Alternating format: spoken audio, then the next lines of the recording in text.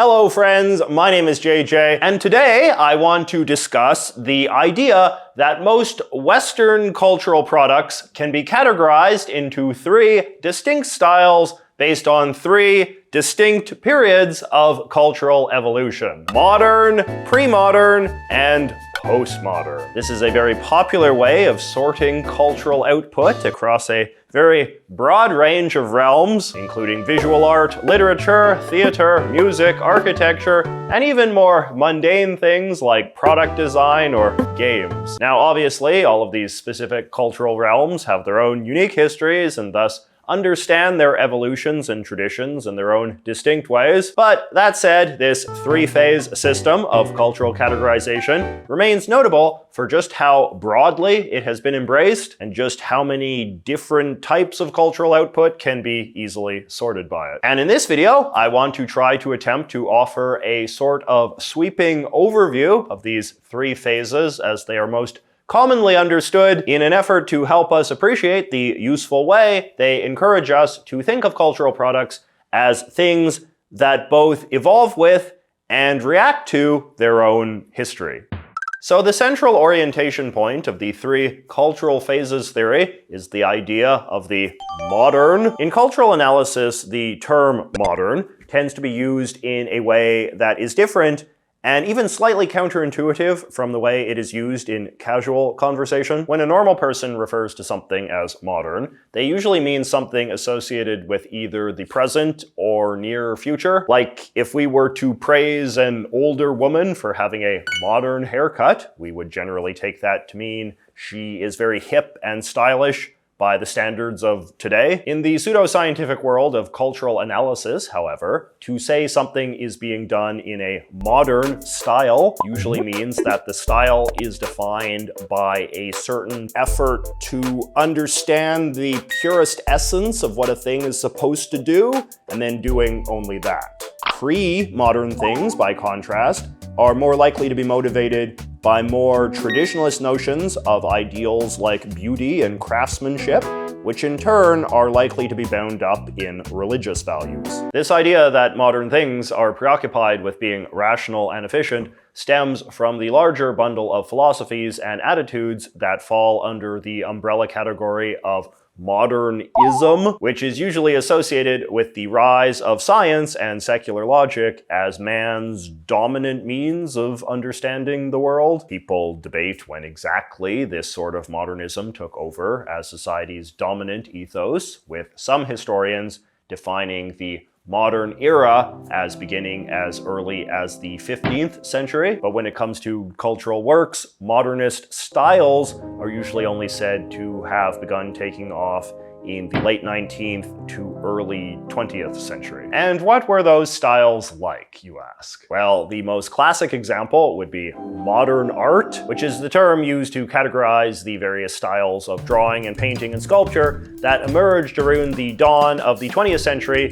including Cubism, Impressionism, Expressionism, and Futurism. These were styles that prioritized the use of color and shape in all sorts of imaginative and creative ways in the pursuit of art that captured the visual essence of something and the artist's feelings about it, which the modernists agreed was the core purpose of art of this sort. This contrasted with the understood values of pre-modern drawing and painting and sculpture, which were more fixated on priorities like creating the most accurate visual representation of a thing or honoring the dominant political religious values of the time. Pablo Picasso was perhaps the most famous modern visual artist of the 20th century and created highly abstracted renditions of people and things that were much beloved for their vivid colors and contorted shapes, even though he rejected pre-modern ideas that art should strive for accurate representation above all else. His works were nevertheless praised for capturing something fundamental about his subjects. As he put it, "I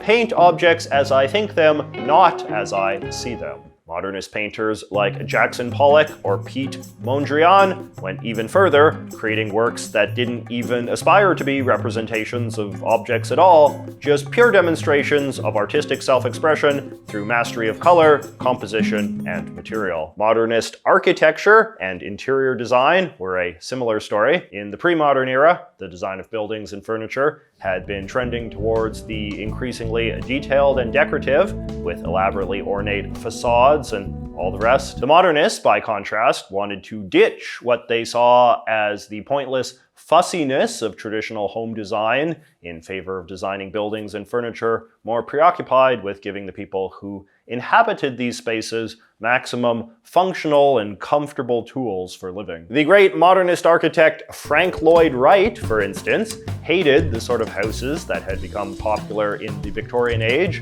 which he dismissed as little more than boxes with fancy lids. So he instead pioneered buildings that had much simpler, cleaner geometric designs with much larger, open rooms that flowed into one another and created more functional spaces for 20th century families to inhabit. The modernist furniture designer Charles Eames, similarly, is today best remembered for pioneering new styles of chairs that, although perhaps unremarkable looking today, were very revolutionary for their time in terms of prioritizing values like comfort, affordability, and unpretentious appearance over decoration and detail. You could still appreciate them for their beauty, but it was a beauty that came from form following function, as one big shot of the day put it. In the realm of literature, meanwhile, modernism is usually associated with the rise of unsentimental authors who believed that the fundamental purpose of a story was allowing the author to express something deep and important about the human condition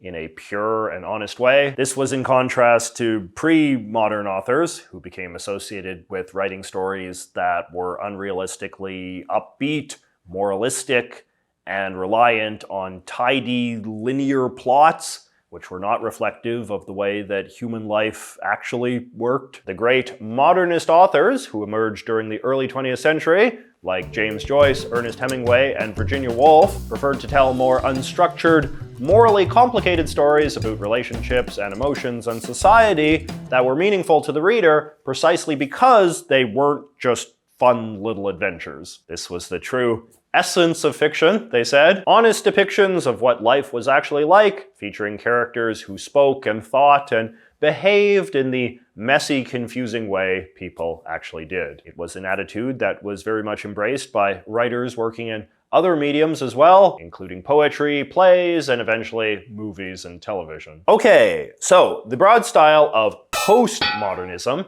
is usually said to have emerged in the latter decades of the 20th century, and as the name suggests, refers to anything that can be seen to reject or transcend the ideas of the modern. And since, as we just saw, modern style things were mostly defined by prioritizing a certain sense of purity of form, the postmodernists were mostly defined by rejecting every possible expectation of the form itself, often in ways that could seem funny, sarcastic, or even hostile to the expectations of the person consuming that cultural product. A lot of this was bound up in the embrace of late 20th century postmodern philosophies, which were often quite hostile to modernist notions that the world could be understood through logic and that objective truths were knowable. If one assumes that the world is instead defined by a sort of irrational anarchy, then objectives like seeking to make the purest, perfect form of something become inherently pretentious and absurd, and that therefore makers of culture should instead simply embrace the inherent impossibility of man's attempt to organize and understand the world around him, rather than create a cultural work with the intent of serving some grand purpose or meaning. Maybe the work should be unapologetically meaningless. A very early example of what we would now call postmodern art was this piece, Fountain by Marcel Duchamp, which is literally just a urinal which Duchamp submitted to a gallery in 1917 to test the limits of what could be considered art. Later in the century, other visual artists would rebel in similar ways, creating extremely unconventional works that would startle or confuse even the most controversial painters and sculptors of the modernist era. This could include declaring bizarre arrangements of seemingly random objects as art, creating art that consciously copied the form of some supposedly unartistic thing in the broader culture, like advertising, or just showing a kind of irreverent attitude towards the whole idea of being an artist, an attitude that was as defiant towards Picasso as Rembrandt. A related subgenre was the idea of dematerialized or conceptual art, in which the art had no tangible physical form at all. So to cite one particularly infamous example, the American artist Chris Burton once had his friend shoot him in the arm and declared that was the art. Andy Warhol, whose famously subversive and unpredictable works made him one of the founding fathers of postmodernist art, has a famous quote where, in response to someone questioning whether his 6-hour movie of a man sleeping counted as art, he replies by saying, "It was made by an artist, so yeah." This obsession with completely subverting the expectations of what a cultural work was supposed to be, even to the point of offending or annoying the audience, is what has given certain types of postmodernism a reputation for being aggressively bizarre just for the hell of it. I don't get all this eyeball stuff. What are they supposed to represent? Eyeballs? It's Pomo. Postmodern. Yeah, all right. Weird for the sake of weird. Oh. Postmodernist musicians like the notorious Yoko Ono, or the entire genre of so-called Japanese noise bands, would intentionally stage performances that were almost physically painful to endure, while postmodern fashion designers like Alexander McQueen made outfits that were too impractical to ever wear. Some postmodern things got so extreme they basically couldn't even exist. The ultra-postmodernist playwright Sarah Kane once wrote a play called 4.48 Psychosis that was more or less impossible to perform because the script is just a lot of seemingly random sentences without any stage direction, such as, "A consolidated consciousness resides in a darkened banqueting hall, near the ceiling of a mind whose floor shifts, as 10,000 cockroaches, when a shaft of light enters, as all thoughts unite, in an instant accord of body no longer expellent, as the cockroaches comprise a truth, which no one ever utters." At several points, the script is just a series of random numbers. Now, not all postmodernist cultural works had to go quite this far. More moderate postmodernist stuff tends to subvert forms and expectations in a way that is more playful than aggressive. We could say, for instance, that the aesthetics of a lot of stereotypical 90s era product design were motivated by a sort of soft postmodernism, wherein things were intentionally given somewhat awkward or counterintuitive forms in a rebellion against elegant modernist sensibilities. There was this brand of school supplies that I was very fond of as a kid called Yikes, who basically made postmodern pencils and erasers and things that came in all of these weird colors and shapes. They didn't work as well as normal school supplies, but the thrill of having something so rebelliously different meant that I didn't care. Postmodern architecture is similar. Obviously, no one would hire an architect to make a building that was so hostile to form that you couldn't live in it, but the late 20th century did see a growing boredom with the stark efficiency of modernist architecture create an opening for those willing to build in ostentatiously counterintuitive styles. Frank Gehry would probably be the biggest name when it comes to Pomo buildings. He is responsible for a number of really iconic ones that are fully functional when you're inside, but purposefully stand out in a really flamboyant way from the outside. On the extreme end of postmodern literature, similarly, you can have books that do such crazy stuff with language or even the layout of words on the page that they're basically unreadable. But then you can also have more moderate authors whose novels reject a lot of conventional expectations of how a story should be written but are not quite as aggressively hostile to the reader. The postmodern author Kurt Vonnegut is one of my favorite writers, and one of my favorite novels of his might also be his most postmodern, called Timequake. It not only has this really strange and non-linear surrealist plot about all of humanity having to relive their lives a second time, but the narrative is also constantly being disrupted by all sorts of random interruptions from Vonnegut himself that have nothing to do with this story at all, including tender anecdotes about dead relatives and amendments he thinks should be added to the US Constitution. So to a large extent, thinking about cultural works as fitting into these three phases is very much a reflection of the very large amount of cultural output that humanity has created over the last 125 years or so. Since the closing decades of the Victorian Age, we have seen more people from more places, from a greater variety of backgrounds, engaged in the making of cultural products than ever before in history. And this unprecedented tidal wave of output has overlapped with an equally unprecedented century of experimentation with styles, forms, and philosophies of content. The fact that modernist styles are said to have grown out of exhaustion and frustration with pre-modern styles, and then postmodernist styles growing out of exhaustion and frustration with modern styles, means a growing topic of speculation these days is what the next phase will be, given that a lot of people are now over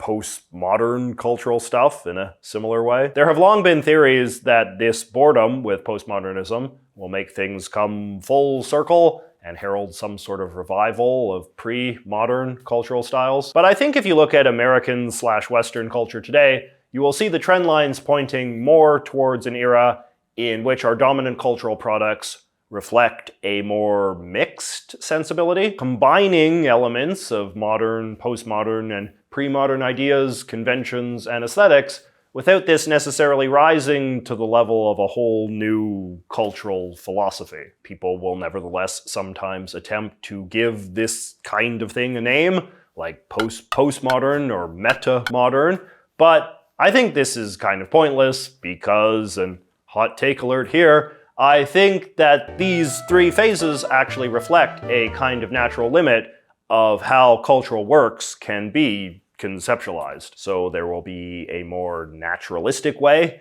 that seeks to appease man's basic sensory desires or traditionalistic belief systems, and then a way that tries to get to the fundamentals and pursue the purest, rawest essence of what is trying to be created, and then a hyper self-aware, skeptical way that seeks to challenge the core assumptions of what a thing has to be. Each of these three approaches have their own virtues and flaws, which is why I think that the most natural fourth phase of cultural creation, if there has to be one, is one that simply sees creators incorporate discrete elements of the three traditions in order to achieve the impact that the creator wants. When you look at the contemporary works that are sometimes described as belonging to some fourth phase of culture, like the performances of Bo Burnham or shows like Rick and Morty or various memes, I think this is what you